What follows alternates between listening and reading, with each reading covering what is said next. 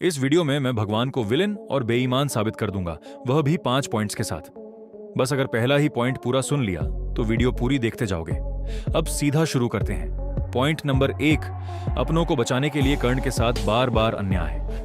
जब कर्ण की गोद में परशुराम सो रहे थे तब भगवान ने एक खून चूसने वाला जीव कर्ण के पास भेजा जो कर्ण की जांघ पर चिपक गया, पर कर्ण दर्द सहता रहा ताकि गुरु की नींद न खुल जाए। बस यही उसकी गलती थी।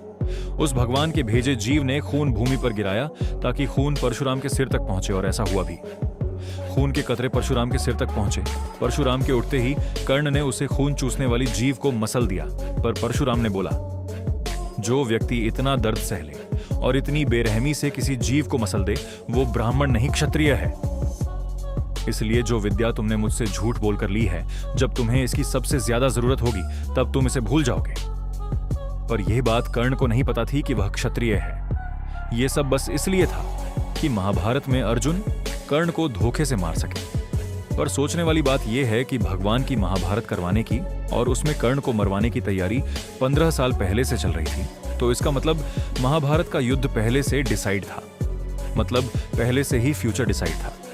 लेकिन अगर ऐसा है तो मेहनत की क्या वैल्यू, क्योंकि होगा तो वही जो पहले से डिसाइड है। अगर तुम्हारी किस्मत में लिखा है कि मेहनत के बाद भी कुछ नहीं मिलेगा, पर किसी और को वही चीज बिना मेहनत के मिल जाएगी, जैसे सुंदरता। अगर तुम्हारी किस्मत में मेहनत के बाद भी गरीबी लिखी है तो तुम कितनी भी मेहनत कर लो गरीब ही रहोगे। अगर तुम्हें कुछ पाना है तो उसके पीछे मेहनत करना बंद करो।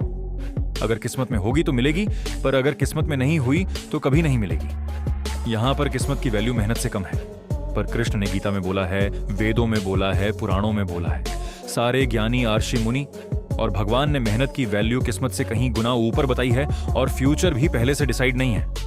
भगवान भी कंडीशंस को देखकर फ्यूचर का अंदाजा लगाते हैं। भगवान भी फ्यूचर नहीं जानते। पर यहां पर भगवान की ही बातें भगवान को ही गलत साबित करती हैं। इसका मतलब साफ है, अपनों की जान बचाने के लिए भगवान ने अधर्म कर दिया और उनके चाहने वाले आर्षि मुनियों ने बोला।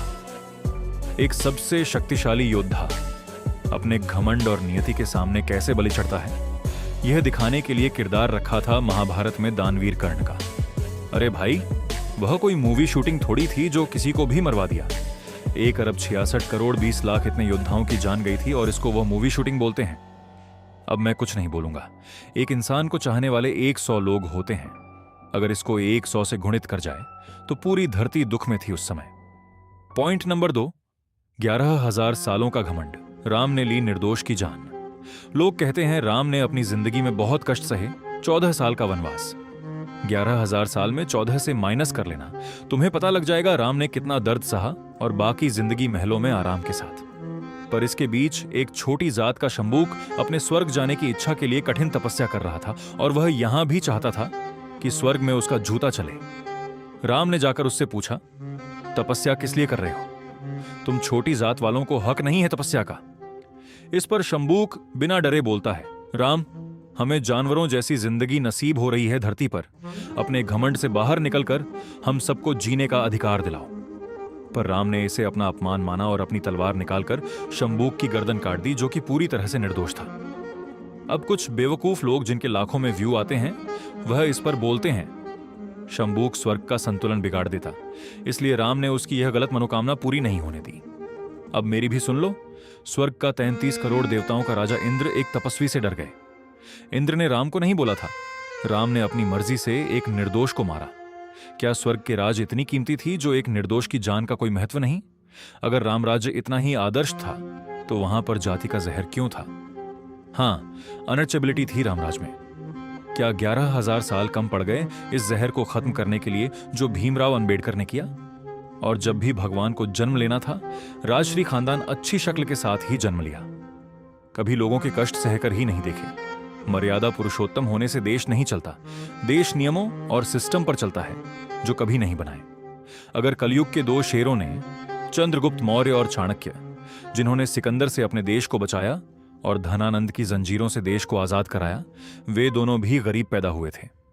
और राम ने अपने राज्य की सेना का इस्तेमाल नहीं करा था रावण को मारने के लिए, तो फिर राजवंश में क्यों जन्म लिया? क्या ऐशो आराम के लिए? पॉइंट नंबर 3, जो बहुत से लोग जानते होंगे, पर मेरा लॉजिक सुनाना। लेकिन उससे पहले मुझे एक शिकायत है मैं हफ्तों मेहनत करके वीडियो बनाता हूं पर 5 से 10 लाइक आते हैं, वह भी मेरे दोस्त कर देते हैं। अगर ऐसा ही चला तो मैं यूट्यूब से अलविदा ले लूंगा। अब सुनो, एक बार ब्रह्मा जी और विष्णु जी में सर्वश्रेष्ठ बनने की होड़ मची। तभी उनके सामने एक अनंत ज्योति का शिवलिंग प्रकट हुआ। शिव जी ने कहा, जो इस लिंग का अंत ढूंढ लेगा वही सबसे बड़ा माना जाएगा। विष्णु जी हार मानकर वापस आ गए, लेकिन ब्रह्मा जी ने अंत न मिलने पर भी झूठ बोल दिया कि उन्होंने अंत ढूंढ लिया है और गवाही के लिए केतकी के फूल को भी शामिल कर लिया। ब्रह्मा जी के सफेद झूठ को देखकर साक्षात महाकाल क्रोध से कांप उठे। उन्होंने पलक झपकते ही ब्रह्मा जी का वो 5वां सिर काट दिया जिससे उन्होंने झूठ बोला था, और उन्हें ऐसा भयानक श्राप दे दिया कि सृष्टि का रचयिता होने के बाद भी कोई उनकी पूजा नहीं करेगा। अब मेरा एक सीधा सवाल, जिसने हमें सत्य का मार्ग दिखाया, क्या भगवान होकर उनका ऐसा झूठ बोलना सही था?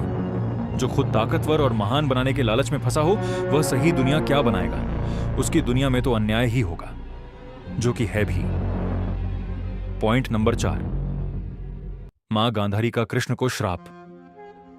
जब महाभारत में मां गांधारी के 100 बेटे मौत के घाट उतर गए तो मां गांधारी ने बोला, तुम चाहते तो इस युद्ध को रुकवा सकते थे, पर तुमने इस युद्ध को होने दिया। इस पर कृष्ण ने बोला, यह युद्ध जरूरी था। मां गांधारी की आंखें गुस्से से भर गईं। उन्होंने कृष्ण को श्राप दिया कि ठीक 36 साल बाद उनके यदुवंश का विनाश हो जाएगा, और जैसे उनके पुत्रों का आपस में लड़कर नाश हुआ है, वैसे ही यदुवंशी भी आपस में एक दूसरे के खून के प्यासे हो जाएंगे। और ऐसा होता भी है। द्वारका डूब जाती है, सब मर मिट जाते हैं, और इस श्राप का कृष्ण के पास कोई जवाब नहीं था। पर कुछ महान आर्ष मुनियों ने इस पर बोला। कृष्ण को यह बात भगवान होने की वजह से पता थी। अगर वह इस जानकारी की वजह से महाभारत रोकते तो यह भगवान वर्सेस इंसान होता, जहां कृष्ण ने इंसानी रूप में भगवान की शक्तियों का इस्तेमाल करके महाभारत रोकी। इसलिए कृष्ण भगवान की शक्तियों का इस्तेमाल नहीं कर सकते थे। लेकिन तब क्या हुआ था जब कर्ण ने अपने अमोघ वैष्णव अस्त्र का इस्तेमाल अर्जुन पर करा था, जिसका तोड़ अर्जुन के पास नहीं था। तब भगवान को वैष्णव अस्त्र के सामने खड़े होकर अर्जुन की जान बचानी पड़ी थी। क्या वह कर्ण उस समय शिव, विष्णु और अर्जुन से नहीं लड़ रहा था?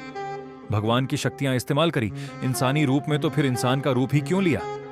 इस बात का कोई काट ही नहीं है। और कृष्ण की सारी महाभारत रोकने की बातें जो उन्होंने हस्तिनापुर के राजा धृतराष्ट्र को महाभारत रोकने के लिए कही थी, वह तो बस एक फॉर्मेलिटी थी ताकि इंसानी रूप में भगवान की शक्तियों का इस्तेमाल न करें। कर्ण की ताकत के सामने भगवान को अर्जुन को बचाने के लिए अपनी भगवान की शक्तियों का 3 बार इस्तेमाल करना पड़ा, जो कि युद्ध को भगवान वर्सेस इंसान बना देता है, जो कि साफ तौर पर गलत है। इसलिए मां गांधारी का श्राप देना 100% सही था। मां गांधारी के श्राप देने के बाद पूरा कुल में से कोई डूब के मरा। कोई कैसे मरा तो कोई कैसे। पॉइंट नंबर 5, अगर भगवान सबके साथ न्याय करते हैं तो फिर जन्म देते ही अन्याय क्यों कर देते हैं? एक तरफ कोई ऑस्ट्रेलिया में पैदा हुआ, अच्छा देश, दौलतमंद खानदान, अच्छे लुक्स, अच्छी बॉडी और अच्छा ही सब कुछ। उसने इसके लिए कोई एग्जाम नहीं दिया था। लेकिन उसका क्या जो पैदा ही गरीब देश में हुआ है? न ही वह चल सकता है, न ही उसके हाथ हैं, न ही वह देख सकता है। इस पर भगवान ने बोला है, जन्म के समय किस्मत रेस में तुम्हें पीछे जरूर खड़ा कर सकती है, लेकिन मेहनत करके तुम फर्स्ट आ सकते हो।